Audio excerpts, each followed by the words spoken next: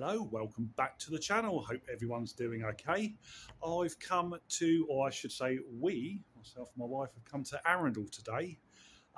Lovely town, lovely town. I have done a video on it before, but this was back early days on the channel, so I thought I'd do another one. And of course there is a record shop here, really, really nice one. So the sun is out, it's shining, it's absolutely beautiful winter's day. Perfect day for some crate digging. So come along and we'll see what we can find. So there we are, got Arundel Castle in the distance there. Very, very nice. Right, it doesn't get much better than this. There you go. You've got the cathedral over there in the distance. Arundel Castle much closer up. And you've just got this beautiful, beautiful architecture around. This is why I keep coming back here. It is a stunning place, it really is. So this is the view going up the hill down into town. Very, very good. Rolling, yes, an unlimited time. Right, so here is the shop. It's in a little arcade called the Old Printworks. So let's go on in. Careful on the stairs while I'm filming. One slip and it all goes over.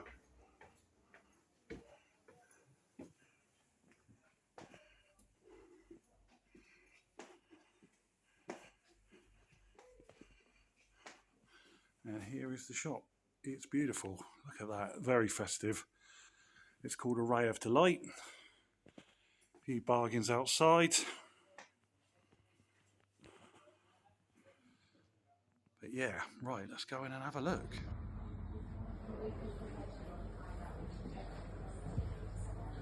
Yeah, well, yeah, if the engine, so for example, if we're driving on the 23rd, yeah.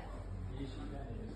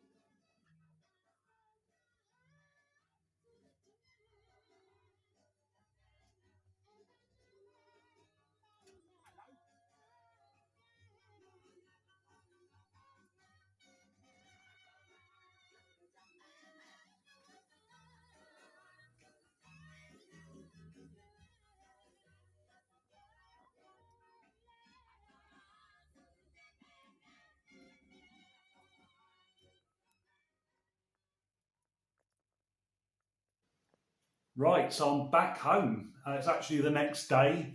I did film a sequence showing what I bought in a pub, but I really, really wasn't happy with the footage at all. I rushed through it, was feeling a bit self-conscious, so I decided to do it again in the comfort of my own home. I can really take my time. Today's weather is absolutely pouring out there. It is just blowing a gale, much unlike yesterday's weather, so we got lucky there. Anyway, the shop, A Ray of Delight, is absolutely superb. What a wonderful shop it is.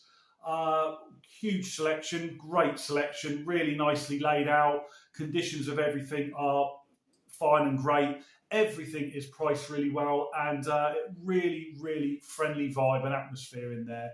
The owner, Malcolm, is a lovely fella, really good chap, very, very welcoming, and gave me a wonderful deal on the records I'm about to show. So, Malcolm, if you are watching, thank you very much indeed.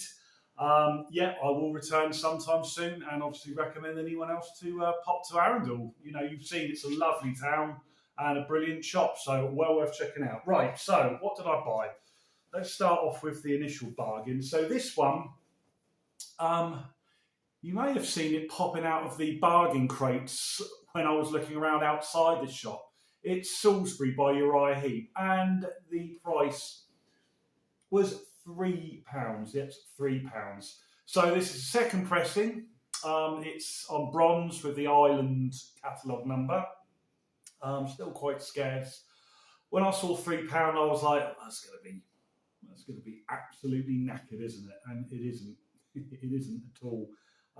It's got a couple of hairlines on it and doesn't actually look like it's been played much. And I thought, is the sleeve damaged at all?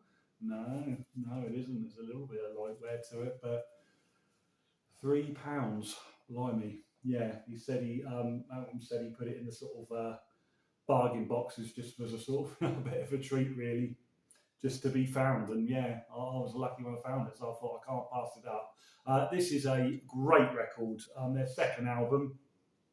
It's got the near sidelong title track with loads of orchestral backing. It's quite an adventurous piece. But yeah, one of Uriah Heep's best. I do like this one. It's a great album. But for £3, the bargains are out there, people. They are out there. They're there to be had. Okay, next up we have this. Now, this record I've seen around an awful lot through the years, but never bothered to pick it up. It's Nosferatu, which I think I'm pronouncing correctly, and it is by Hugh Cornwell and Robert Williams. Hugh Cornwell, of course, from the Stranglers. Now, Robert Williams, I think, from memory, I believe he might have been involved with Captain Beefheart. Correct me if I'm wrong. Now, this is a solo record by Hugh, released during kind of Stranglers' heyday in the late 70s. I know JJ Burnell did one as well, which I have got. I haven't played for a while. I really need to dig that out soon, but anyway, I'll digress. I don't really know what this one is like. As I say, I've seen it around quite a bit, but it was £10 in great condition, original UK pressing. It's got the original insert. So I thought I'd give it a shot. Pleased to see it is a Porcupine cut, so it's going to sound really, really good. If you don't know about Porcupine cuts, go back through my videos. I did a whole video about George Peckham, and again, I'm digressing, but it's always great when you see him in the run out because you know it's going to be a great sounding record. But I don't know what this is going to be like at all. I don't know why I've sort of avoided it, but never bothered with it for so long. But I thought £10, yeah, I thought I'd give it a shot. Why not indeed? We'll see what it's like. Stay tuned on my videos because I will play these and I will report back. I'll do shorts and things, as you may well have seen. Right, this one here is by Horselips, and it's called The Book of Invasions, a Celtic Symphony. It's from 1976. I don't own any Horselips. They are a band I've kind of had my eye on a little bit for a while, but never really bothered to collect any. They are kind of a Celtic prog band from Ireland.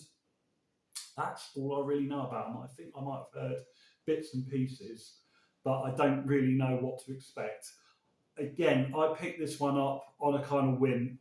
I mean, it's £5, so, and it's in lovely nick, so it was a bargain. It's on DJM Records, UK press, original in it. So I'm just going to take a punt on it for £5. Why not? It's likely that it's going to be up my alley, and if I do like it, there's a few other records of theirs I might collect. So yeah, very, very good indeed. Now, very pleased to see this one. This one is by Peter Hamill, and it's called Skin. This one is from 1986. I've really been enjoying Peter Hamill of late. I've kind of got hold of his early 80s records, and I thought I'll delve a bit further. I'll wait for him to come up in the wild, and here it is. This one's from 1986. It's from Foundry Records, UK pressing. Very, very nice indeed.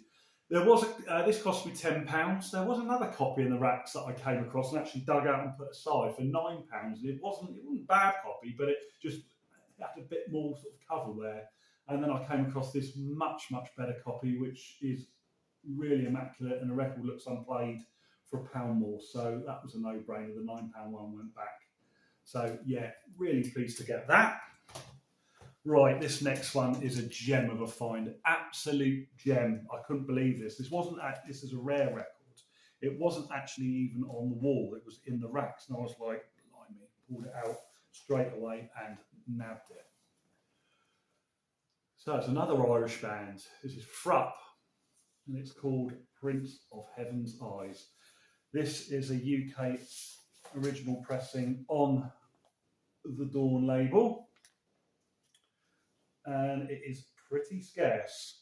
So I've had this record before. I've owned it. I owned a copy years ago. We're going back decades ago.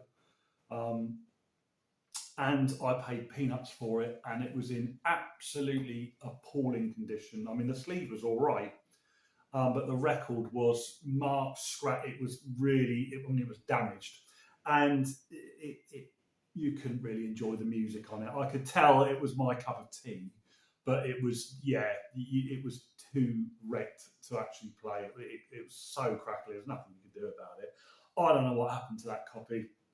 I've no idea. I don't know if I gave it away. I might have even thrown it out. I actually don't know. It was pretty worthless. And ever since then, I never bothered with the band. But about a month ago, I got hold of their second album called Seven Secrets. I think that's what it's called. And I really like it. It's really great. They're kind of like a sort of Celtic, sort of symphonic, spacey, kind of like a Celtic cross between Pink Floyd and Genesis in a way, which is all right by me.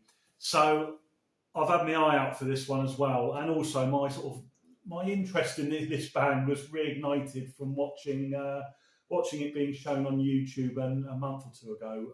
Anyone who knows Chris, the Suffolk record collector, he had a copy of this record and he showed it. It was about a month or two ago, and he heaped praise on it, and I was like, ooh, yeah, I think I need to sort of try and seek these records out.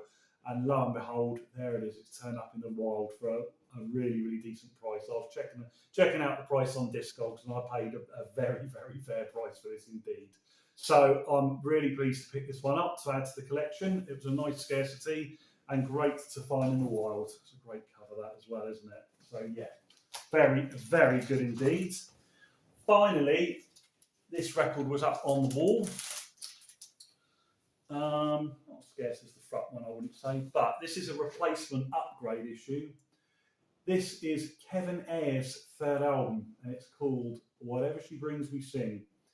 No spacing in the title, and look at that cover. That is amazing. That's hilarious, isn't it? That is absolutely brilliant. I've got a playable copy. I've had a couple of copies of this, and they've been sort of VGs, but I'm hoping this will be better. It certainly looks better. It's a great, great record. I do like Kevin Ayers. He's got Mike Oldfield on this. This is pre-Tubular Bells, 1972, I think this record was. So Mike Oldfield would have been about 18 on this, and he's playing bass and nice lead guitar in places. You've got orchestrations by David Bedford. He done on the first track, which is absolutely fantastic. The orchestrations on it are just superb. This is one of his best records, I reckon. It's on my favourite label, Harvest, UK first pressing, textured sleeve.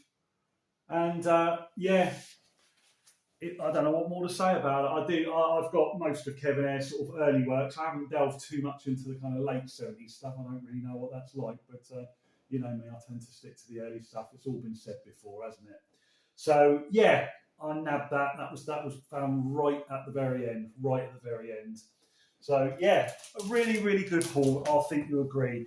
If truth be told, do you know what? There's a couple of bits I left behind. It's always the way, isn't it? I picked a couple of bits out. For some reason, I didn't get them, and I kind of regret it because there was so much in there that was so reasonably priced. And as I say, I got a good deal on these as well. Collectively, I got money knocked off. So yeah, this shop is well worth going to. Really, really is. Again, I mean, if you've seen the footage of Arundel, you can see from that what a beautiful town it is. I mean, it's worth visiting there for that alone. But then throw in the fact that you've got a great record shop to go and browse in there, really friendly. What more could you want? absolutely brilliant. So yeah, I do look forward to returning to it. This will probably be the last time I'll do a video on the shop. I'm not, I'm always going to return to these shops, but I don't think I'm going to continually do video after video after video on the regular shops that I visit, because I'm just going to be repeating myself. I think in future I'll be just sticking to videos of shops that I even haven't visited for ages or never visited before, just for your information there. So, right, anyway, that's it. That's all. That's all for today. So, as always, thank you for tuning in. Thank you for all your support and your views. Do feel free to chip in with comments. Always like to hear from you, and I will often reply to you. So yeah, please keep them coming. So till the next video, take care of yourselves, and I'll see you all soon.